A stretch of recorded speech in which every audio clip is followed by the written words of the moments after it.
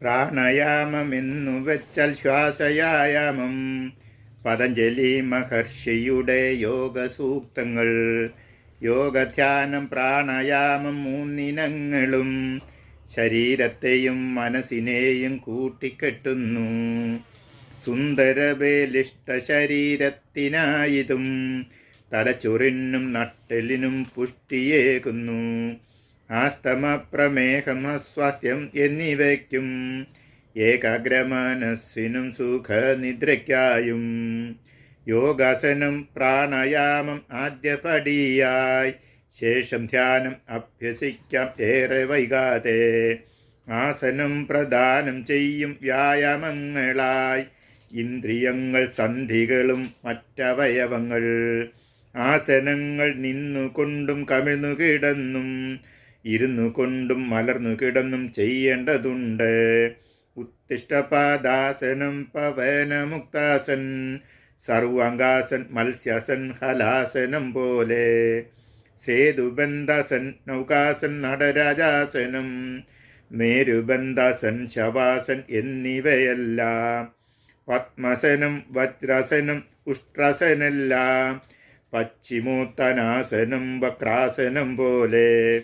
ഗോമുഖാസനം ഇതെല്ലാം ഇരുന്നു നാം ചെയ്യും. അടുത്തതായി കമിഴ്ന്നു കിടന്നു ചെയ്യും ആസനം. മകരാസനം, ധനുരാസനം, ഭുജംഗ ആസനം, ശലഭാസനം, അനുലോപ വിലോമം എന്നിവ. ഭസ്ത്രിക, കപാലപാതി, ദീർഘപ്രാണായാം, ശൗചപ്രാണായാമം, ഭ്രാമരി എന്നിവയും നിന്നുകൊണ്ടു ചെയ്യും ആസനങ്ങൾ ഞാൻ ചൊല്ലാം. ഹസ്താസനം, ചക്രാസനം, കോണാസനെല്ലാം.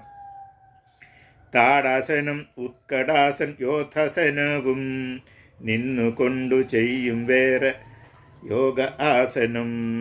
ശ്വാസത്തിനു യോഗശാസ്ത്ര പേരു പ്രാണനും നിയന്ത്രിതമായി ശ്വാസോച്ഛ്വാസം പ്രാണായാമവും. പ്രാണായാമ നേട്ടങ്ങൾ ഞാൻ ഒന്നൊന്നായി ചൊല്ലാം. എഴുതി വയ്ക്കു കൂട്ടുകാരെ ഓർമ്മയിരിക്കാൻ. ശരീരത്തിന് ഓജസ്സും തേജസ്സും ലഭിക്കും.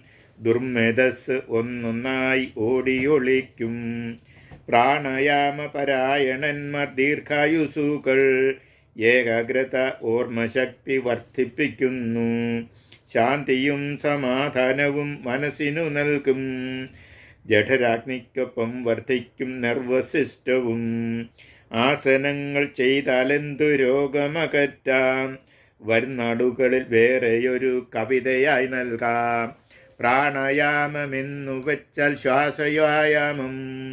പതഞ്ജലി മഹർഷിയുടെ യോഗസൂക്തങ്ങൾ.